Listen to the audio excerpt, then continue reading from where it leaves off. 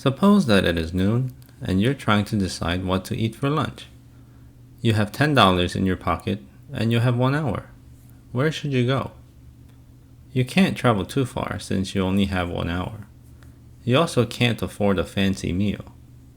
After considering some options, you decide to get a cheeseburger at a nearby fast food joint.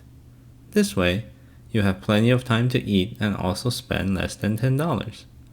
Congratulations! You just used logical reasoning to solve a problem. We are constantly faced with small problems like this in life. How to dress, how to get to work or school, and so on. Frequently, when we're thinking about a solution to a problem, we're applying logic without realizing it. Logical reasoning often leads to a new conclusion or answer that we didn't know before. For example, in the lunch problem, you may not have known how you could eat for less than $10 in an hour until you thought about it. Next, let's consider a very different problem. Take a look at this triangle ABC. Now suppose that the length of segment AC is the same as the length of segment BC. In other words, the triangle ABC is an isosceles triangle. Then is angle A the same as angle B? You ask your friend Jake to answer this question. After thinking about this, Jake says yes, they are the same. You don't believe him, so you say prove it. Jake begins by adding a point M in the middle of segment AB. He then draws a line from M to C. Since M is in the middle of A and B, we know that segment AM is equal to segment BM. And we know that segment CM is equal to itself. Let's list everything we know so far. Length of segment AC is equal to the length of segment BC. And length of segment AM is equal to the length of segment BM. Finally, the length of segment CM is equal to the length of segment CM. Jake concludes that the triangle ACM is a mirror image of the triangle BCM. Thus, the corresponding angles must be equal, which means that angle A is equal to angle B. Jake described the logical reasoning process that led to his conclusion. This description is called a proof. Writing a proof is simply the act of writing down your thought process. As with the lunch problem, by logically reasoning about the triangle, we learn something new about isosceles triangles. Notice that we use 3 ways to describe the problem-solving process. Jake thought about a solution. Jake applied logical reasoning to arrive at a solution. Jake proved that his solution is correct. Perhaps surprisingly, thought, logical reasoning, and proved are closely related terms that we will sometimes use interchangeably. Let's use the isosceles triangle property to prove another statement. Take a look at this triangle. Suppose that the triangle XYZ is an equilateral triangle. That is, the length of the sides XY, YZ, and XZ are all equal. Let's prove that the angles X, Y, and Z are also equal. Applying the solution to the previous problem, since length of segment XY is equal to the length of segment XZ, we know that angle Y is equal to angle Z. Also, since the length of segment XZ is equal to the length of segment YZ, angles X and Y are also equal. Finally, if angle X is equal to angle Y and angle Y is equal to angle Z, then we know that angle X is equal to angle Z. We use the proof about angles in an isosceles triangle to prove a property about equilateral triangles. This is an example of combining a result of a proof with things we already know to prove even more things. Every time we prove something, we grow our knowledge basket. How much can we learn just by stacking proofs on top of other proofs? Euclid showed that we can teach a geometry course this way. It seems natural that most math subjects can be taught with proofs, but what about other subjects? The proof-based learning process consists of 3 steps. 1. Students are given information and rules that are assumed to be true. This is added to their knowledge base. 2. Students apply logic to the knowledge base to prove new information and/or rules. 3. The new information and rules are added to the knowledge base, and students go back to step 1. The idea is for the students' knowledge bases to grow indefinitely in a cycle. This implies that there are 2 kinds of knowledge. Facts are information that we accept as true. For example, the statement, "The U.S. declared independence on July 4, 1776, describes a true historical event. Derived information is information that we proved using existing facts and properties. For example, given that the U.S. declared independence on July 4, 1776, we can conclude that the U.S. was not an independent country as of July 3, 1776. In order to derive information from facts, we use properties. In the previous example, the property used to reach the derived information is, countries are not independent before they declare independence. Properties are also either accepted or derived. Derived information are also facts, so students may opt to accept them without going through the stressful process of proving them. For example, many of us were taught to memorize the Pythagorean theorem without proving it. However, we generally want to minimize the number of facts we blindly accept for a couple of reasons. First, we may be given bad information, and accepting it can lead to harmful consequences. For example, someone we've never met may falsely accuse us of stealing from them. If the police blindly accepts this accusation, then we may be thrown in jail. Thus, whenever possible, it is best to think about or prove information that is given to us. Second, most of us have limited memory. Proven information is often easier to recall than facts. And even if we forget it, we can just prove it again. Finally, the act of proving forces us to use our logical reasoning abilities, which is a useful life skill. In summary, the logic walk learning process is simply presenting new information that we either accept or prove. This may feel like an oversimplification. Can we really learn everything this way? Perhaps not. But we will find that the range of topics that we can learn this way is surprisingly large. Proving is not just a concept in a logic class, but an essential learning technique. Let's study this important technique in detail, starting with an example. Suppose that we are students in a geometry class, and we see the following diagram on the textbook. The diagram contains points A, B, and C connected by lines. Points X, Y, and Z are also connected. The small square in the corner of lines A, B, and BC indicate that AB and BC form a right angle. Similarly, lines XY and YZ also form a right angle. Now let's say that we want to prove that the size of angle ABC is equal to the size of angle XYZ. How do we do that? A casual observer might say, angle ABC looks the same as angle XYZ, and leave it at that. A more careful observer would note that angle ABC and angle XYZ are both right angles, so they must have the same size. This seems more convincing, but is this enough? Should we try to be more precise?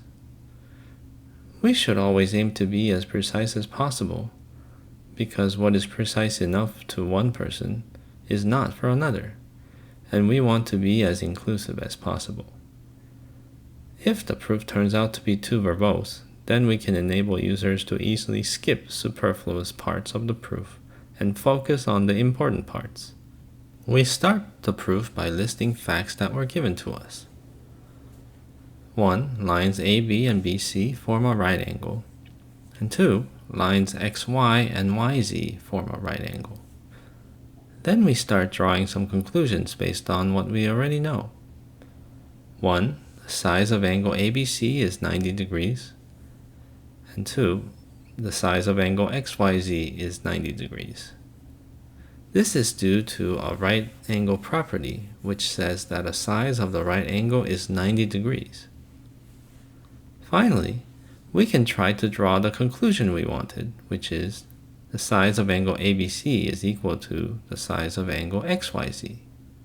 We can do this using the transitive property of equality, which states that if A is equal to B and B is equal to C, then A is equal to C. For example, we can make the following conditional statement. If size of angle ABC is 90 degrees and 90 degrees is equal to the size of angle XYZ, then the size of angle ABC is equal to the size of angle XYZ. We already know that the size of the angle ABC is 90 degrees. But technically, the statement 90 degrees is equal to the size of angle XYZ is not yet present in our proof. Instead, we have measure of angle XYZ equals 90 degrees, which is symmetric but not exactly the same. We can remedy this by adding another statement just before the conclusion. 90 degrees is equal to the measurement of angle XYZ. We can do this using the symmetric property of equality, which states that if A is equal to B, then B is equal to A. Then, given that the size of angle XYZ equals 90 degrees, we can conclude that 90 degrees is equal to the size of angle XYZ. Now let's put everything together. Lines AB and BC form a right angle. Lines XY and YZ also form a right angle. Now statement 3 says that the size of ABC is equal to 90 degrees. And step 4 says that the size of XYZ is also equal to 90 degrees. Step 5 says that 90 degrees is equal to the size of XYZ due to the symmetric property of equality. And finally, step 6 says that the size of ABC is equal to the size of XYZ due to the transitive property of equality. This proof contains 6 statements. Every statement is either given to us, or it's a conclusion that logically follows some prior statements. Every conclusion statement must be justified. Justification consists of applying previous statements to a property. For example, the transitive property of equality.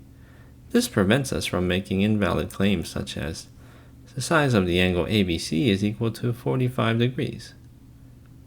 We cannot justify this conclusion based on any prior statement or property. Proof authoring may sound hard, but we actually prove things all the time. For example, we complete tasks by first formulating a plan and proving that the plan is sound. Frequently, when we are thinking about something, we're using logic to prove it. People often tell each other to think carefully before doing something. Otherwise, we can get confused or reach the wrong conclusion. Proving works the same way. A proof is fundamentally a list of statements with justifications. Let's begin by examining statements. But since a statement is a type of expression, we need to know what an expression is first. An expression is text such as a phrase or sentence that can be evaluated. Evaluating an expression turns the expression into a value. Here are some examples of values: the number 8, the color red, and the name John. An operation such as 1 plus 2 is not a value. There are two values separated by an operator. 1 plus 2 is also an expression. When we evaluate 1 plus 2, the result is 3. And 3 is a value. Thus, 1 plus 2 is an expression that evaluates to a value of 3, or 1 plus 2 is 3. Here is another expression. This reads, 5 is greater than 3. This expression is true. On the other hand, 5 is less than 3 is false. True and false are also values. How about this one? This is a number 12, and it is a value. Is this also an expression? By definition, values are also expressions. And the expression 12 evaluates to 12. We can think of values as the simplest possible expression. Expressions don't have to be sentences or even phrases. Finally, here's a non-math example. The color of John's shirt. This is an expression that evaluates to some color, such as red or blue. As we can see, any text that describes something is an expression. Let's study expressions in greater detail to understand their role in the learning process. Any expression that requires some work to evaluate can be represented as a machine that takes input and produces output. Here is an illustration with 2 inputs and 1 output. For example, consider a machine called adder that accepts 2 inputs, adds them, and outputs the sum. Let's say the inputs are 1 and 2. This machine would then output 3. This machine is equivalent to the following expression. From our machine analogy, we can now say that the expression 1 plus 2 has 2 input values, 1 and 2, and a plus operator that will add the 2 inputs and produce output, which is 3. A more general term for operator is function. Also note that output is synonymous with evaluated value. In summary, most expressions contain 1 or more inputs and a function that consumes input and produces output. We can change the inputs to produce different expressions. For example, we can change 1 plus 2 to 7 plus 11, or 1024 plus 256. Now we have 3 different expressions, but they still share the same add function. Note that the output depends on the inputs. In other words, when we vary the input, the output also changes, even if the function stays the same. When the inputs were 1 and 2, the output is 3. But when the inputs are 7 and 11, the output is 18. Here is another example that says 5 is greater than 8. The inputs are 5 and 8. The function is called greater, and the output is false because 5 is not greater than 8. Let's consider a non-mathematical example. It will be cloudy in New York City tomorrow. There are many possible inputs for this expression, but for simplicity, let's say there is just one input, New York City. Then what is the function? Well, let's try varying the input. It will be cloudy in Dallas tomorrow, or it will be cloudy in Seattle tomorrow. It appears that the function takes a location as input and determines whether it is cloudy at that location tomorrow. So the output may be true or false depending on the input. Unlike the previous examples, we don't know the output of these expressions. In the real world, we frequently encounter expressions with unknown inputs and or outputs. Such expressions can still be very useful. In fact, unknown or variable inputs are an essential part of properties. Functions usually limit inputs to a certain type. For example, add expressions only accept things that can be added together. 1 plus 2 is a valid expression, but dog plus carrot is invalid. Similarly, it is invalid to say it will be cloudy in 123 tomorrow because 123 is not a location. Thus, one loose way to define types is as a group of valid inputs to a function. Examples of types include number, color, and weather. Let's look at some examples of types and the values of those types. First, there is number, and the example values are 0, 1, 10, 21, and -3. Then there's color, and example values of color are red, brown, and yellow. Finally, the type weather has example values of sunny, cloudy, rainy, and snowy. The output may also be limited to a certain type. For example, a function that adds to numbers will always produce a number as output. It would never output a cat. Values true and false are Boolean values. Logical operators such as AND only accept Boolean values. An expression that evaluates to either true or false is called a Boolean expression. Variables are inputs where we don't know the value. For example, what is the output of x plus 5? We don't know because we don't know the value of x. If x was 7, then the output would be 12. And if x was 30, then the output would be 35, and so on. The expression above is not very useful on its own, but expressions with variables are essential for construction of properties and theorems. Logical operators are a category of functions where both the input and output are Boolean values.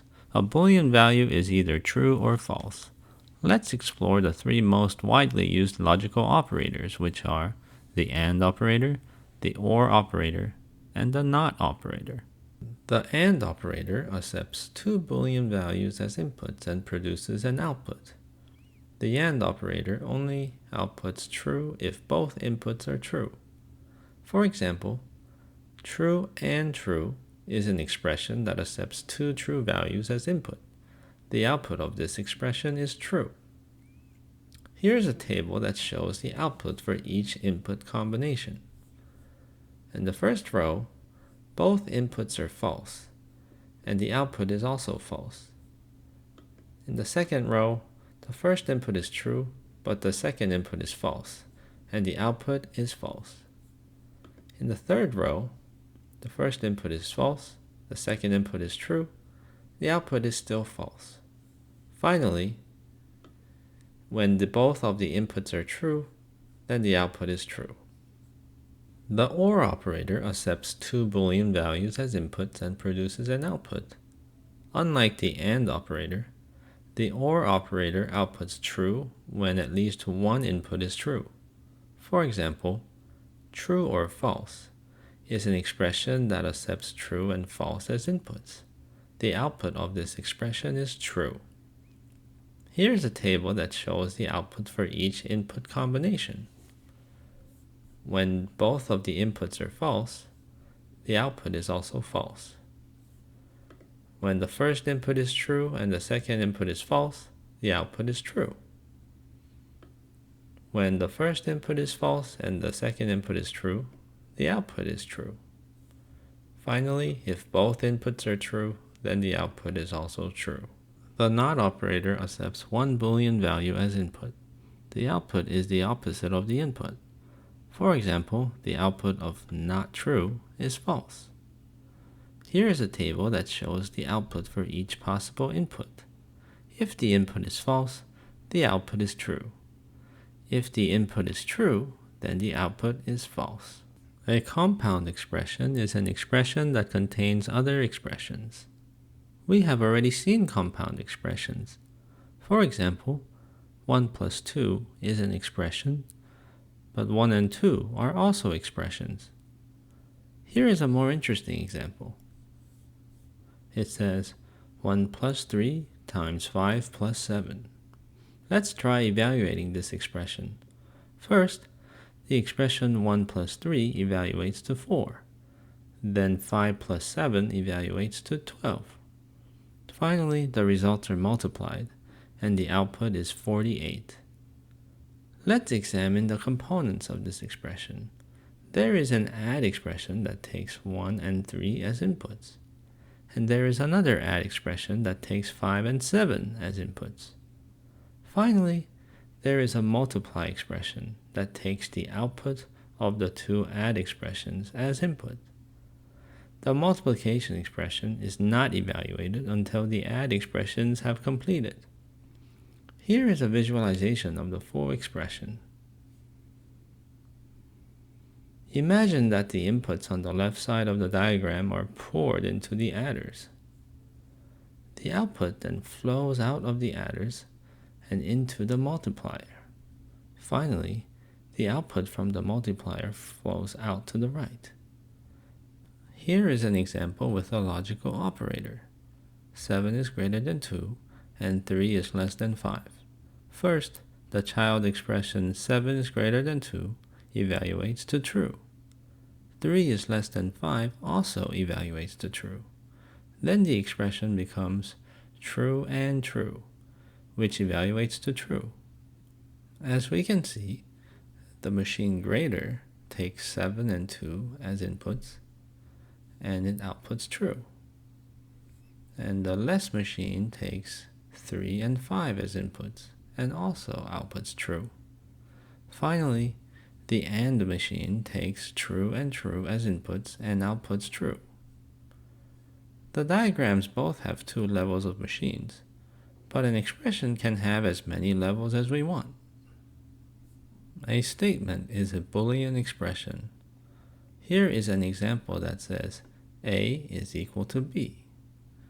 This expression is either true or false. Here is another example that says Alex is wearing blue jeans. This statement doesn't contain any symbols, but it is a sentence that is either true or false.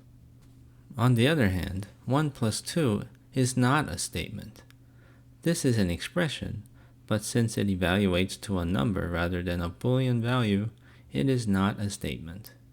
Similarly, phrases such as the yellow school bus are also not statements. And anything that isn't an expression is also not a statement, such as questions and commands. Let's take a look at some more examples. Angles in a triangle sum to 180 degrees. This is a statement. The earth is flat is also a statement. Traveling at the speed of light is not a statement. Finally, watch for chickens crossing the road is also not a statement. A property is a true statement. For example, 1 plus 2 equals 3 is a property that says that the sum of 1 and 2 is 3. Properties are usually more general so that it can be used with a wide range of inputs. For example, A plus B equals B plus A is a property called the commutative property of addition. It says that the sum of 2 numbers remains the same even if you swap the order of inputs. Properties are statements that we accept as true.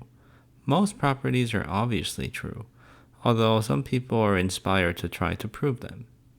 However, properties by definition cannot be proven. Statements that can be proven are called theorems.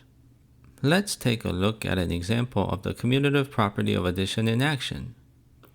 It says 1 plus 11 equals 11 plus 1. We took the property and replaced all occurrences of A with 1 and all occurrences of B with 11. This may seem trivial, but the ability to substitute inputs is precisely how we justify statements in a proof. When replacing variables, we must be consistent throughout the statement. For example, the statement 1 plus 11 equals 11 plus 11 is invalid. We substituted 1 for A in one place and 11 for A in another. This leads to a statement that is likely false. We can substitute variables in properties with any expression as long as we are consistent. For example, let A be 2 plus 3 times 4 and B be x plus y plus z. Then the statement becomes 2 plus 3 times 4 plus x plus y plus z is equal to x plus y plus z plus 2 plus 3 times 4. Many properties such as a plus b is equal to b plus a are always true.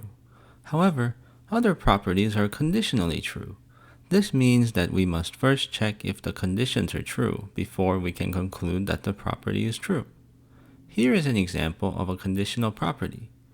If A is equal to B and B is equal to C, then A is equal to C.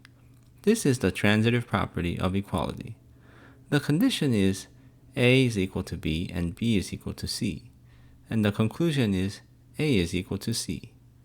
The condition and conclusion are both Boolean expressions or statements.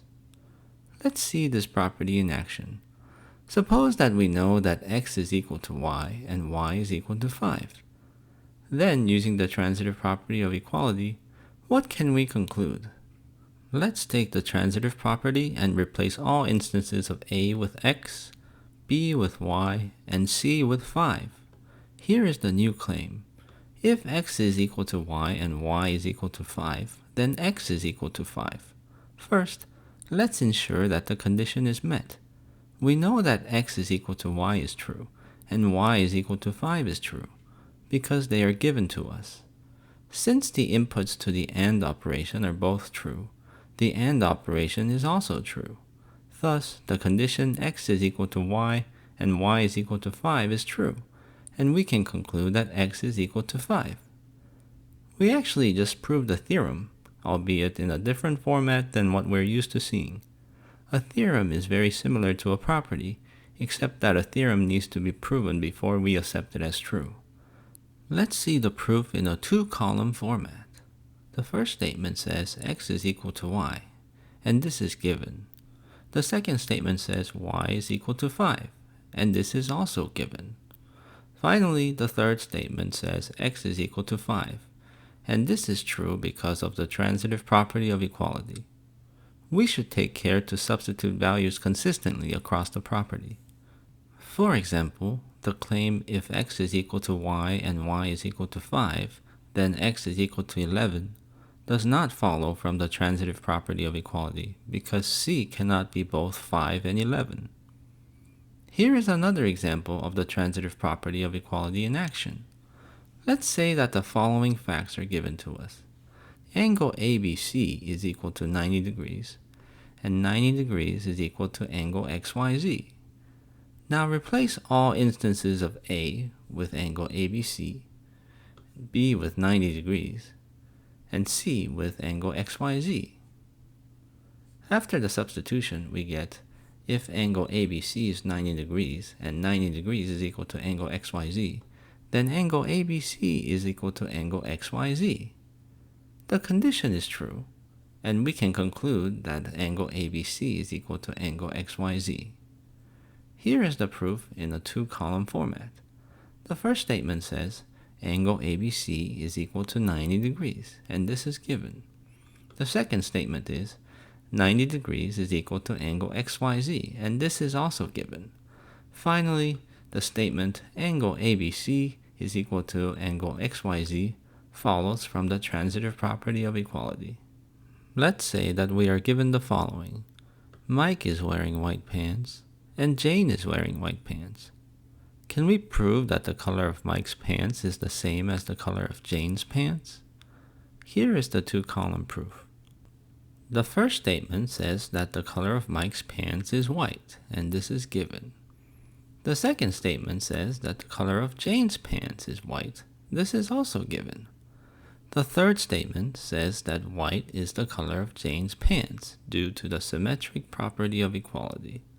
Notice how this statement is just the reverse of statement 2. Finally, the color of Mike's pants is the color of Jane's pants due to the transitive property of equality. The symmetric property of equality says that if A is equal to B, then B is equal to A. If we set A to the color of Jane's pants and B to white, then we get, if the color of Jane's pants is white, then white is the color of Jane's pants. The transitive property of equality allows us to make the following statement.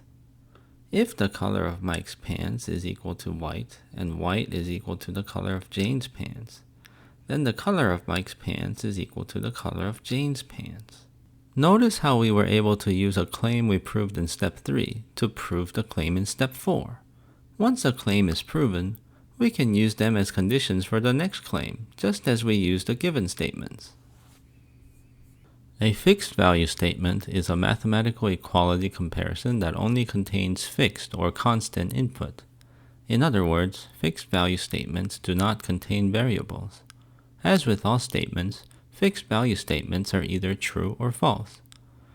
Examples of fixed value statements include 1 plus 2 equals 3, 18 equals 6 times 3, and cosine of 30 equals 1/2. And here are examples that are not fixed value statements. X times 7 equals 35 because X is a variable. And 5 plus 7 equals Y because, again, Y is a variable. In Logic Walk, fixed value statements can be used in proofs as facts without having to prove them. Substitution is a conditional property that enables replacement of one input by another input that is equal. Consider this diagram. This is an adder that takes inputs 3 and 5. Since 3 plus 5 is equal to 8, the output is 8. Now suppose we're told that A is equal to 3. Then we can replace 3 with A since they are equal in value. The output remains 8. Swapping one of the inputs with an equal value did not affect the output. In other words, A plus 5 is equal to 3 plus 5. Here are some more examples. If A is equal to B, then A plus 5 is equal to B plus 5. If x is equal to 45, then cosine of x is equal to cosine of 45. If y is equal to a plus b, then y plus z is equal to a plus b plus z. Finally, if x is equal to 5 divided by y, then x times z is equal to 5 divided by y times z. In Logic Walk, to perform a substitution, the condition must be an equality comparison, which is an expression with an equal sign. The conclusion is also an equality comparison. Here is the process of writing the conclusion. Step 1. We write some expression that uses the left side of the condition. Step 2. We write an equal sign and repeat the same expression on the right side of the equal sign. Step 3. We modify the right side by replacing the left side of the condition with the right side of the condition. Let's follow this process with one of the examples above. We're given that A is equal to B. First, we write A plus 5. Then we write an equal sign and repeat A plus 5. Finally, we replace A with B on the right side, which leads to A plus 5 is equal to B plus 5. Next, let's look at an example of using substitutions in a proof. Suppose that John has $12 in his pocket, and Mike has $5 more than John. How much does Mike have? For simplicity, let's say that M is the amount of money in Mike's pocket, and J is the amount of money in John's pocket. Here is the two-column proof. Statement 1 says that J is equal to $12, and this is given. Statement 2 says M is equal to J plus $5, and this is also given. Now if J is equal to $12, then applying substitution, we know that J plus $5 is equal to $12 plus $5. Also, the fixed value statement allows us to say that $12 plus $5 is equal to $17. Next, if we know that J plus $5 is equal to $12 plus $5, and we also know that $12 plus $5 equals $17. Then, using the transitive property, we can conclude that J plus $5 is equal to $17. Finally, since we know that M is equal to J plus $5, and J plus $5 is equal to $17, using the transitive property, we know that M is equal to $17. Therefore, Mike has $17 in his pocket. Substitution is intuitive and also very powerful. If substitution was unavailable, we would need many more conditional properties to prove statements.